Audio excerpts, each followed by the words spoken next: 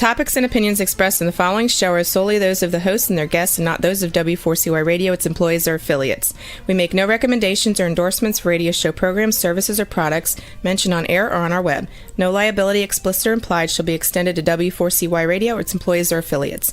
Any questions or comments should be directed to those show hosts. Thank you for choosing W4CY Radio.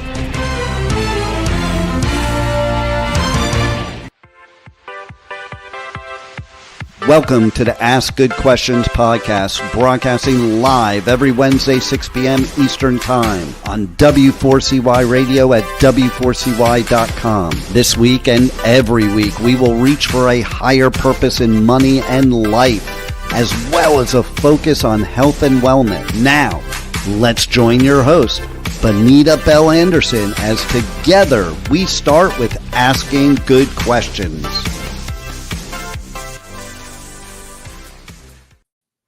Hello, and thank you for joining us today for the Ask Good Questions podcast.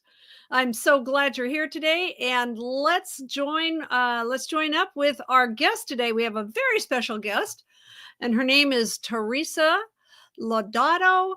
I hope I said that right. Let's invite her to the proverbial podcast stage. Hello. Did I say your name right? Yes, Lodato. Oh, it's Italian. Lodato, Italiano. Lodato. Well, I'm so happy. Teresa and I met, I'm going to say a year ago, because we were both interested in podcasts. And so that's how we got connected with each other. But we've got some very synchronicity type things going on. Let me tell you a little bit about her. She's on the West Coast of the U.S. in the San Francisco Bay Area. And Teresa is known as a powerhouse for personal transformation. Her master's level psychology and advanced certification in neuroscience and relational trauma empowers high achieving, action taking women to own their seat at the table by combining science and spirituality for incredible results that last. She's my kind of girl. And we're going to have a great time today talking about finance and intuition and something that I call behavioral finance, which seems to be the biggest problem out there with money and people. So welcome, Teresa. Thank you. It's so I'm so happy to be on the show today, and just want to add in too for the listeners. I was a financial advisor for Merrill Lynch, and also worked in Merrill Lynch's private banking investment group. So I also have that financial services background. I was in financial services for over 20 years. So before I made my shift to doing what I'm doing now. So awesome. I'm happy to be here discussing two of my favorite topics, money and intuition. Well, and another thing that I haven't told you yet is my minor in college was psychology. So maybe I knew that down the road I was going to be doing something like that. I've been doing financial education, and it's like there's two pieces. There's just the how to invest and all that, but then the other side is behavioral finance. Yeah. And just there's been so much data that's gone into why people get so messed up around money, and it's because of their habits and their behavior. Yeah. So you're talking about intuition. How in the world, what does that actually mean when it comes to money and investing? Yeah. So intuition is something that everyone has. It's actually baked into our brains. So neuroscientists are actually discovering this. And there's an aspect of our brain that's called the default mode network. It's a network within our brain, and it accesses our subconscious. And that's the place where we go to vision, to dream, to access the information that our body is taking in. Our bodies are like giant radio receivers. And so they're taking in all this information, but our brain is only using approximately 20% of the information that our body takes in this receiver. And that 20% is comprised of what will keep the brain safe and what will make it so that it's the most efficient. So if there's something, the brain takes in information that it thinks it can use, it's going to link it to things that it knows from the past what happens. And so it's always looking at that certainty. And so the other 80% of the information is stored in our bodies. And this is what comes out when you have dreams at night and you start realizing, oh, wait a minute, I'm going through a really stressful time, and you start having nightmares, or you start having different dreams that are, kind of make you not feel great when you wake up. That is your brain kind of processing all this, quote, extra information. And so your intuition is just being able to calm your brain down enough so that you can access that other 80% of information to help you blend it with the logic and the data you have to make the best decisions that you can, and really reduce the amount of uncertainty in your life. Well, you're making, it's like, well, because you're going to go and you're going to make some decisions based on that. But let me ask you, how can somebody differentiate between like a gut feeling and an emotional reaction? That is a question I get every single time that I give a talk. They say, they come up after me and they say, how do I tell the difference between my anxiety and my intuition? And the key component is that your anxiety is a fear-based emotion. And so if you look at Dr. David Hawkins, he has a map of consciousness that's out, you can Google it, and you'll see that there are certain emotions that fall below the line. And these are based on fear. So anger, guilt, worry, shame, all those types of emotions are what we consider below the line emotions. The above the line emotions are things like love and great gratitude and joy and hope. Those are all above the line emotions. So when we are in an anxious state or our anxiety is triggered, what is happening in our brain is it is activating the stress response in our brain. And so it goes through a period where it releases hormones into our body. So that's norepinephrine, lots of different hormones and chemicals. I won't get too scientific on everyone, but the bottom line is if you feel that rush of excitement, like you just have a whole bunch of energy all of a sudden, that's norepinephrine, which is like adrenaline. So it's giving you that rush of feeling. So if your heart is beating fast, or if you feel flushed, or if you're starting to, if you're really aware of your body, if you're starting to feel kind of tense, that means that your anxiety is activated, and that's a fear-based response. So that is not the time to check in with your intuition. Now, on the flip side, if you're nice and calm, if your heart rate is lowered, if you can breathe naturally and easily, then that's probably more likely to be in the neutral balance state, which is where you want to be when you start tapping into your intuitive gifts. Well, do you think that you're born with this, or can you learn? I mean, I think one of the reasons why I went into financial services after a terrible divorce about 25 years ago. Now, part of it was just having a gut feeling that, and also, but I went out and I studied women in financial services, but I also had people saying, you should look at this as a career because you'd really be good at it. And so for me, it was kind of like a mix. But what do you think? Do you think that there's some natural ability to be able to do this sort of thing, or is it just going to be a learned behavior? Yeah, it's interesting. Like I said, we all have access to our intuitive gift. It's something that's just, we're born with this ability to access our intuition.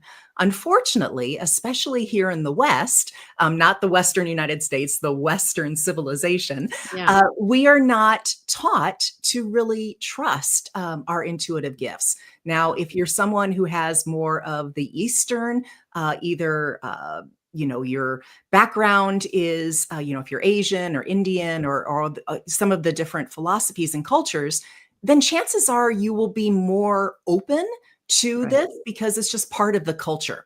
Now, that all being said, like I said before, it's really about our stress response. And that is what limits or hijacks, if you will, our intuitive gifts.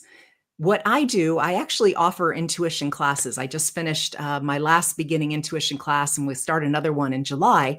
But there are certain ways, there's a certain practice that I have been teaching for well over 12 years to help people tap into their intuitive gifts. And within 8 weeks, definitely within that period, sometimes it's within the first week, sometimes, it's all along, you start being able to access your intuitive gifts, because there's a certain practice that I guide people through that's very easy, very empowering, and that enables you to start getting those wins of checking in with your intuition and getting the information validated. So yes, it is something that's natural. And yes, it is something that is learned, because we have to practice it, because we just weren't taught how to be or to access our intuitive gifts, unfortunately, in our Western civilization. Well, and it sounds like it does make a difference, the environment. If you're in India, it's just a completely different culture and environment than, our Western civilization. Yeah. Wow. Absolutely. So here's the next question. Why do you think intuition might be really good and valuable in a financial landscape that's full of uncertainty? We don't have any uncertainty right now at all, right? Not at all. Nothing. None at all. It's all known.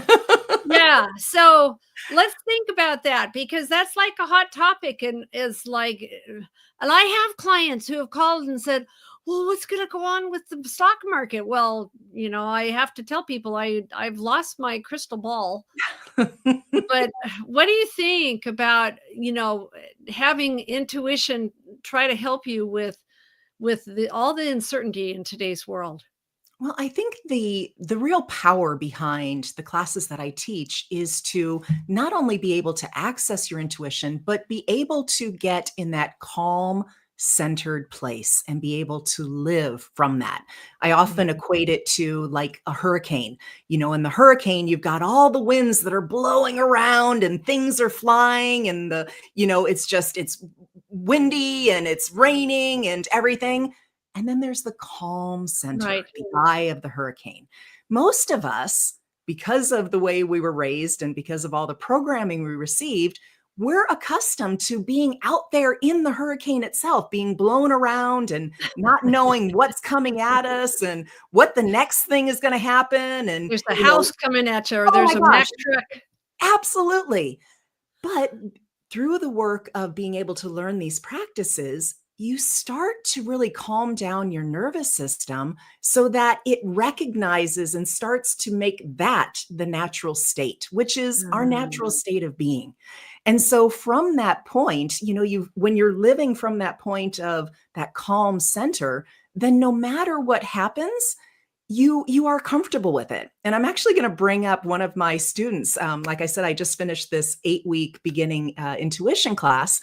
And one of my students had a major medical emergency during this 8-week period. It was actually about week 4. Major, we're talking brain surgery. It was serious.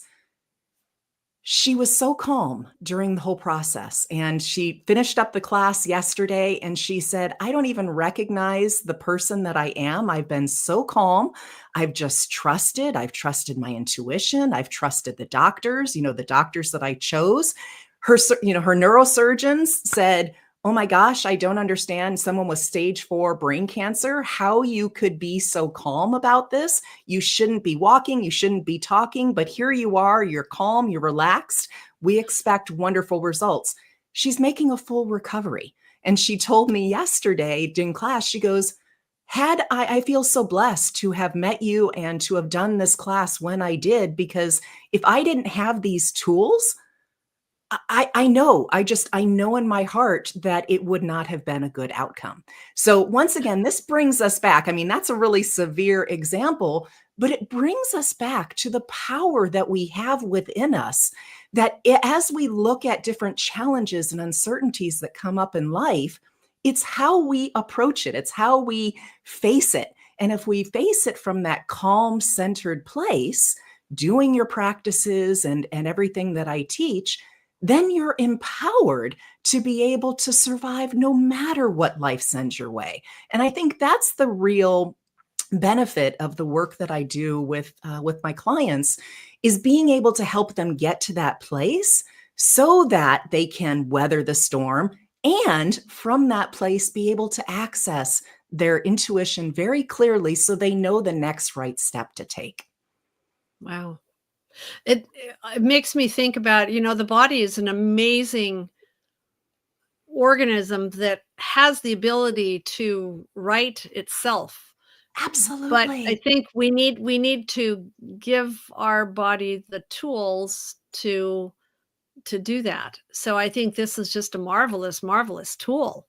Absolutely. Well, and when you think about it, when we're in a stressed state, what that is doing is actually creating a lot of inflammation in our body. And when we are inflamed, our body can't do what it's normally doing, which is healing itself. Right.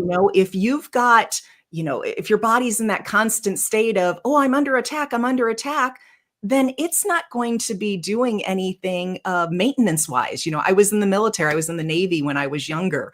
And I always think back to that experience that, when we're not in wartime, yes, we're maintaining the ship and we're maintaining our flags and we're maintaining all these things. We've got ample time to do it.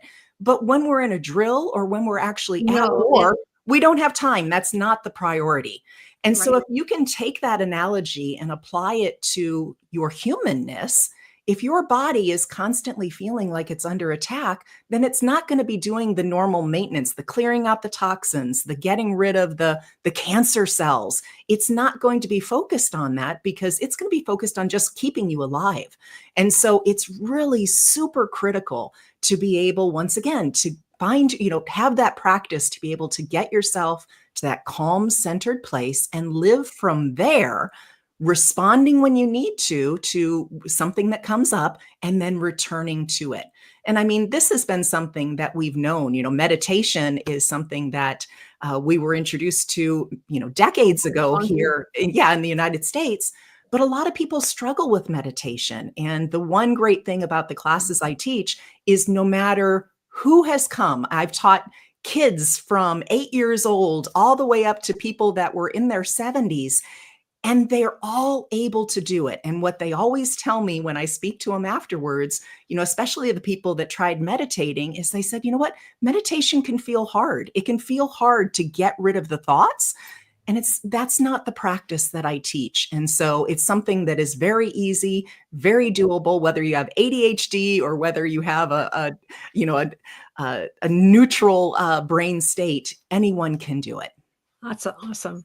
I'm wondering, has there ever been any studies done where intuitive investors have outperformed the data-driven day traders? I mean, is there anything like, I don't even know how that you would do that. Is that even possible to like quantitate, have some way of figuring out if it's how it stacks up? Yeah, it's interesting that you should say that. When I was in college, in undergrad, I was studying finance and I was part of a stock market game. It was a competition between universities across the nation. And I actually came in 2 weeks late because I had been on vacation during college with my family and came in 2 weeks late. And, my teacher said, hey, go ahead and join. We can still get you in. And I thought to myself, I'm going to use my intuition. This would be the perfect time. I'm planning on being a financial advisor. Let me use my intuition. Yeah. And so I used my intuition, picked my stocks, and I actually, we could have done options and we could have done all different kinds of trading strategies. And I thought to myself, you know what? Now in this market, what's going on? And I'm going to date myself, way back in the late 90s. I thought now's the time for a great buy and hold strategy, even though it was like a 2-month term. I ended up winning the competition and I did it based on my intuition. Now, following that up, when I discussed it with my professor afterwards, he said, you know what, there's an interesting study about picking stocks. And they actually found that a monkey throwing darts at a board, I've seen that article. Was better at picking stocks than crazy. Now, that being said, There have been some studies that I've seen more recently that talk about people that are really in their fields. So people who are regular traders or money managers or analysts, the more involved you are in your field, the better access you're going to have to your intuition for that specific tool. So once again, this takes us back to our body as a receiver. It's taking in information. So if the information that you're taking in all day is primarily about money, market movements, analytics, all this, if that's the majority of the information you're taking in, because that's your job and that's what you're doing most of the day, then that's what your intuition is going to be connecting all the dots on. So somebody who is actively involved and actively working professionally, or even, just on your own, if you're someone who loves to be a day trader and that's what you do for 8 hours a day, every single day, then chances are you're going to have better access to the information. However, it still is dependent, highly dependent on how you are showing up. If you're showing up in that calm, centered place, then you're going to get great hits and you're going to be able to put things together. Whereas if you're stressed out and, oh my God, I just lost this money and I need to make this money back so I can make my mortgage, you're not going to make good investment decisions. Wow. Well, what do you think this leads into the next question really well. What do you think are the most common mental blocks? I mean, that's kind of making me thinking of like a wall or an emotional block to accessing to intuition. What would you say about what are the things that get in people's way? Yeah. They're all the fear-based emotions. There's not enough money. If I lose this, then my spouse will leave me, or I won't be able to afford the mortgage. They're all stories that people tell themselves. They're all stories. Yes. In fact, my first TEDx talk I did last year, and it's how to stop obsessing over the stories that other people are telling you. I think they changed the title on me, but basically it's how to stop telling yourself stories about what other people are thinking about us. And it's all these stories that we tell ourselves. It's the beliefs that we were raised with. Maybe you were raised with the belief that money is evil. A lot of, especially Christian religions here in the Western world, we're brought up with money is the root of all evil. Right. If you don't read the scripture right, if you read the scripture correctly. Yeah, don't get me going down that road. But the point is that we have these really inherent beliefs. You might have the belief that, your father's boss was really wealthy, was the wealthy employer in town, and he was greedy.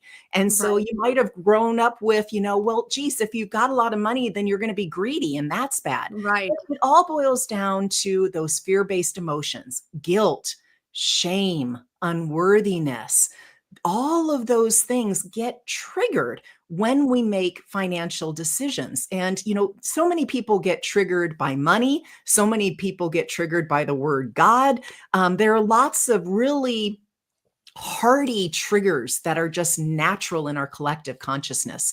And so it's really important just to be aware that there are those things going on. And then from there, you can start examining what comes up in me. Like when I think about picking a stock and I start to feel my heart race a little bit or get that warm flush, which is that indication that my stress response has been activated, then that's your opportunity to bring some awareness, get curious about what's going on, and really uncover that story so that you can start telling yourself a new story, a story of prosperity, of abundance and possibility. And those are much more, above the line emotions that we all aspire for, but we're basically caging ourselves in these fear-based emotions. And that's what usually jacks people up, especially in the investments. Investments, they wait for everyone else to go first, and then they try to get in for the investment. But then the tide is turned and people are getting out, and then they stay in too long, and then they end up losing money. So money is tied to emotion, very much so. And so it's even more critical that we learn how to have that healthy emotional regulated state so that we're taking emotion out of the decision. You're making me think of, like, if you're talking about like a fear of, I mean, basically at the bottom of it would be a fear of losing money, right? And so it seems like awareness would be how you would not, be able to stop having the cloud around intuitive thinking. So it seems like all of this is going to start with just having an awareness in the Absolutely. beginning. Absolutely. Well, my company is called Becoming Aware for a reason. There you Because go. everything is about, that's the key starting point. In fact, my next book that I'm working on right now, awareness is one of the very first steps that I encourage everyone to take, because the more aware you are, it's just like anything. If you're aware of a problem, then you can get to work to fixing the problem. Right. And Yeah. so everything starts with awareness. And it's awareness of your body. It's awareness of how your body for you is responding. For me with intuition, I may see things, I may know things, I may hear things. And those are all indications of my intuitive gifts. I have students come through. In fact, in one of my advanced classes, I've got a student who all along, she's never been able to see anything, hear anything, or know anything, but her body is moved. And so her body moves certain directions. And she's learned that language, that somatic language. So now she uses that for her intuitive guidance. It doesn't matter. My way isn't the right way. There is no one right way. It's Right. more about learning what is right for you. And so, that's what my classes are all about, is not about trusting someone else by giving your power away to someone else. It's about taking that power in and using your own power to be able to make these decisions. And that's how you really navigate life with such bliss and joy. Well, one thing I'm going to say right here too, to let everybody know, because I'm sure there's going to be some people that are going to be wanting to check out, these classes that you do on the podcast website. I have a bonus downloads place. And so we're going to be putting some of the information for getting in contact with you later, right? For that. Sounds So that's just a little aside. So what I'm thinking is, this financial world is all full of charts and trends and social media and news. And do you think that information overload can just drown out an intuition, or can you be aware so that you don't let it drown out your intuition? That is a great question. I think it depends upon the individual. If you are someone who is easily overwhelmed by data and analytics and charts, then that is not going to be supportive of your intuitive gifts, right? Because overwhelm is a fear-based emotion, a below-the-line emotion. Whereas if you're someone who is, your natural inclination is to be kind of that researching, analytical mindset. And if your heart goes pitter-patter when you see a whole bunch of charts and logistics, then you're not going to be activating the stress response. Yeah. Now, the additional caveat that I want to put in here is all of that data and analytics is historical.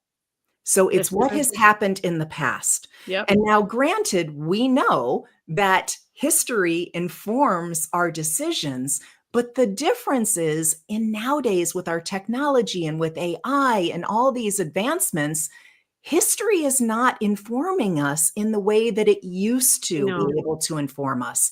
And so, AI still can't tell us what's going to happen tomorrow.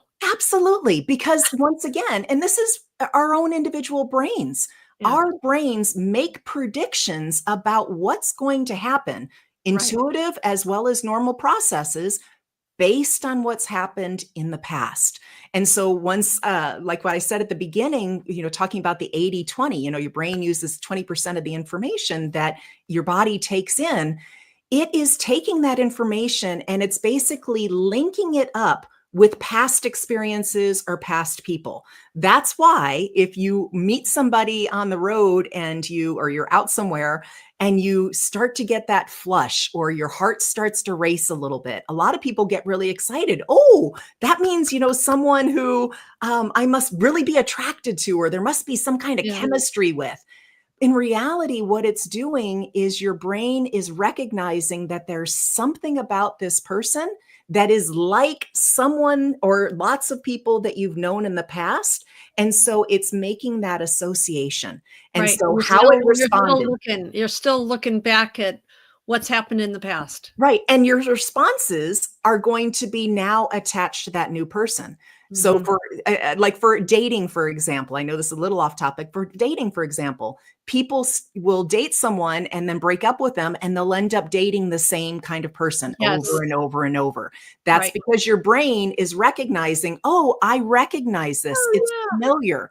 Your brain loves efficiency. So things that they recognize and familiar, your brain loves that. Oh, I know exactly what that is. It doesn't give a full analysis. It only picks up a little bit. So that's why you get triggered, and that's why all these things happen. That was a little off topic, but the point is that our brain is always looking for efficiency. And so when we are going through and we are looking to do investing, or we're looking to do different things, we have to be really super careful about using information from the past and relying solely on that. Well, what about if you like have a little bit of an ego and you feel and you want to be right, the need to be right? Mhm. Wouldn't that hinder intuitive thinking? Absolutely. That falls into the fixed-minded perspective. So when we have a fixed-minded perspective, that has our brain's inability to be able to take on new information and be able to assimilate it. We really want to have a growth mindset. A growth mindset is going to be more open to new experiences, more open to new possibilities. And those neural networks are going to be a lot more expanded than with someone who has a fixed mindset.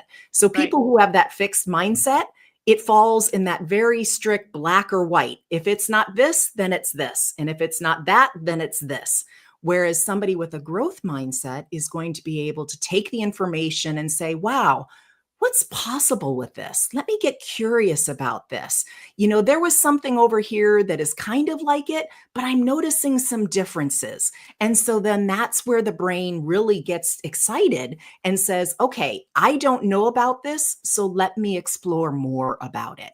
And I think having that growth mindset is definitely tied to being able to access your intuitive gifts, but it also opens your brain and to possibilities. And that's where you start being able to do visioning, forecasting, tapping into what's really going on with this company and being able to make decisions that way. Right. Well, I mean, like let's do like a hypothetical example of somebody, who's got some formal financial education, but they're looking at some financial data, but they're also aware of this whole thing with making smart money moves using intuition. How is that person going to check themselves? They're sitting there looking at all the analytical stuff, but how would you say they incorporate, looking at the data at the same time that they're looking at how they feel about it? Am I saying that? Am I making sense? Well, what I hear you saying is that you're wondering if there's a process that you can use Right. to There help. you go. That way, Yeah. okay. So there is a very easy process. It's something I talk about a lot. I call it the 3 C's. It's be calm, be curious, and be connected. And so in this application, be calm is the first one. It's about getting to that really calm, centered place, the eye of the storm, and being able to really trust what your body is able to do, keeping it calm. From there, get curious. What's going on? What's happened in the past with this company? What's going on currently with this company or this stock? What are, investors that I trust, money managers that I have seen over and over and over making really wise choices? What are they saying about this particular stock? You take all of that information and then you get connected. So the second was be curious. Now it's be connected. So now it's getting connected with your body. knowing what a yes is for you and knowing what a no is for you. And you can feel that in your body. And so, obviously you want to learn your yes and no before you start the investment process. But once you know how your body communicates yes and no to you, then it's much easier to take that information that you've brought in and then be able to say, okay, is this the correct, or is this the best stock for me to purchase with this goal in mind? And actually, this circles back to another thing that I want to throw in here. Ask good questions, just like your podcast is called. Right. It's about knowing how to ask questions. So many people, especially when they come for intuitive readings or anything else, is they ask questions, should I do that? Or, what would happen if well, actually, that's a good question. What would happen if? But should I do that? That question is loaded in judgment, and it's going to trigger those fear responses. So really being aware of the choice of words and how you structure your question is going to empower your intuition to provide more information. It's kind of like a Google search. If you go on Google and you do a search for which stock should I choose, it's gonna, spit out whatever. Whereas if you go in and say, what would be the best stock for someone who's 20 years old and who, makes X amount of money, I don't know what kind of answer you'd get, but you'd get a better response from Google. Your brain is similar in that way. I know that I would say most of the bad decisions that I've made in my life were because I didn't know what the right questions were to ask, or I didn't ask the right questions, or I had no flipping idea what I was doing. And so that was why I called this podcast Ask Good Questions, because that has so much to do with this. And back in the day, I would do these little programs and red arrows and green arrows. I went so far the other way because I've become very firmly, centered in a globally diversified account, that you shouldn't just be buying a few little stocks. You should be diversifying about a bunch, because you don't know what is going to happen with any one company. Yeah. But I think that you need to step back, don't you think, and ask yourself why. Why are you being drawn to this or that, way of doing investing? Absolutely. Well, and that comes back to being curious. Being curious about it is, why am I looking to invest? What is my goal? Where am I trying to be? Also, like I said, knowing your money managers, or knowing different people who, provide top sectors.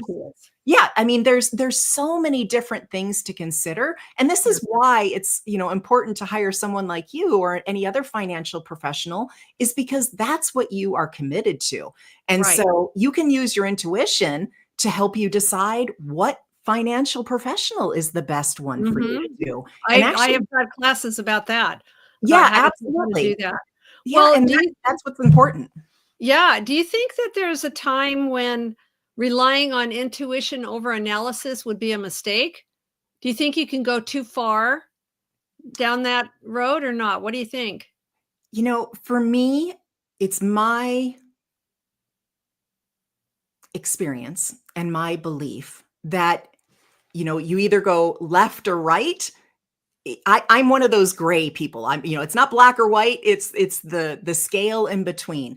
So for me, either going full on logic or going full on intuition, I don't think either is the correct choice. That being said, unless you are in an immediate need of intuition, if there is an immediate need, then intuition, because it's the fastest, your brain is going to pick up the information and make decisions more quickly than your brain can logically think through.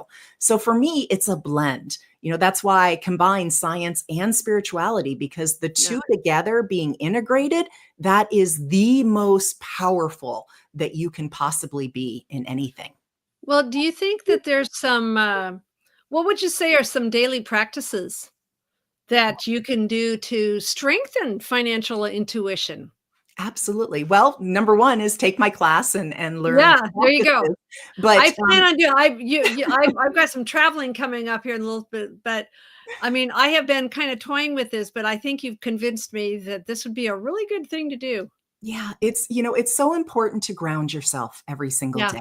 That is, and there's lots of different ways that you can ground yourself, but that really helps to connect your body to the earth. And, there's been a lot of science. Heart Math has a lot of scientific research around what happens with our emotions and our body when we're in a grounded state. So, grounding is something that, is pretty easy for anyone to be able to do. Even if you take your shoes off barefoot, walk on the earth, is good. But what I teach is really not only grounding, but also learning how to run your energy. We all have an energetic field. Money is energy, money is flow. Everything in this world is made up of energy. And right. so being able to safely run your energy, it's going to help clear out the blockages, those limiting beliefs, and everything that gets in the way of your intuition simply by running your energy. That's a great way to do it. But, if nothing else that you take away from this, if you just think about the 3 C's, be calm, be curious, and be connected. Be grounded would be the G that I would add to that. If that is all you ever do, that is the most important things. So would you say that those are the questions that you would ask yourself before making a big money move? It sounds like it. I would, if I were to make, well, let me give you an example. My husband and I were looking to buy a house in this lake community that he's grown, he visited his whole life with his family. And there was a house that was for sale. It was not on the lake. We wanted a house on the lake. And it was across the street from the lake. And the windows, actually, there was a street that went down to the marina. And you could see from the house, it was right at the T looking at the lake. So it had a lake view. He asked me after we viewed the house, how much should we put an offer in for? And, I tapped into my intuition and I said, this house is going to sell for $289,000. But it needed work. It needed a new deck. So that was probably going to be like another $40,000. And I said, so I think we should offer $289,000, but then have them pay for the deck. Now, keep in mind, I didn't really want that house because I wanted that lakefront property, right? And so, we did the offer, they declined it. We went on our way and found a lot that was right on the lake. I'll tell you about that in a second. 2 weeks later, the house sold for $289,000. So, the lesson learned is when you tap into your intuition, it will give you what you need to know. And it depends on how you use it. Now, fast forward to today, that lot that we bought back in 2019, 2020, we were 3 weeks away from our dream house being built on it. And it is, so much better, $1.5 million house that we're building. It's our absolute dream house. And when we started to build, we didn't know how we were going to be able to finance that. We didn't, we were thinking, gosh, how do we do this? But our intuition, both of our intuitions said, trust, just keep trusting, check the next right step. And that's what I always tell my students. It's about the next right step, not about that end goal of the house being finished. It's about what's the next right step that I need to take. I think that's really super important. Yeah. Yes, it's super important to be using your intuition. But what you're saying is you're taking some action. Absolutely. Nothing happens. You can get all the intuitive insight in the world, but if you're not using it, then it's useless. Yeah. But here's what clogs people up. They think of the end goal, the lake house on the lake, and they focus, why can't I get there? Why can't I get there? My intuition isn't getting me there. It's because you're looking way too far in the future. It is not a linear path. It's about taking one little step and then coming back to that calm center and then taking the next step, going out into the storm, doing the action, and then coming back to the calm center. It's almost like a reset. Okay, where are we now? Now make a next choice. Where are we now? It's a slower process, but it gets you exactly where you want to go. Or sometimes even places that you never thought were dreamed were possible, like what we're experiencing right now. Yeah. Wow. Well, our time is up, Teresa. How'd that happen? Wow. This has just been fascinating. So if people are going to be working with you, what's the next step? What is the class that they should take to be like an introductory class with you? Yeah, if you want to take my first class, it's Beginning Intuition. It's an 8-week class. We meet virtually for 90 minutes. And I give some instruction that you can watch during the week. It's usually about 10 minutes, something to read or something to watch. And the class, the 90 minutes, is all experiential. So you will know for yourself right off the bat whether it is something that is working for you or not. And in fact, I do offer, if you sign up, and it's an 8-week class, if after the second week, if you decide, you know what, this just isn't right for me, then you get refunded your money. But no one has ever taken me up on that, because within 2 classes, people are blown away and can feel already what is going on and the importance of the work. So awesome. The best thing to do is to send me a direct message, a DM on Instagram, and that's my handle on the screen, _Modern Day Oracle. And just, send me a message and say, either ask good questions or Bonita, and I can go ahead and send you some information about the next class that I've got coming up. Awesome. Okay. The Modern Day Oracle. So thank you so much for being here with us. This has been so valuable. I can't tell you how many. I've been in a lot of classes around behavioral finance, and this is really kind of the guts of it. This is the key that people need to really go out there and make good decisions. Absolutely. And it, like I said, lots of examples that were beyond money, because once you learn, a solid method of being able to access your intuitive gifts, it helps across all areas of your life. Absolutely. Happy life. Yes. Happy intuition. So thank you so much for being here with us today, Teresa. And thank you so much, everyone, for joining us on the Ask Good Questions podcast. Today's episode is over, but we did ask good questions again, didn't we? Don't miss out as we broadcast live every Wednesday, 6 p.m. Eastern Time on W4CY Radio at W4CY.com. Join Bonita Bell-Andersen next week for more conversations with experts on finances, retirement, behavioral finance issues, health and wellness, and more. Until then, remember to ask good questions.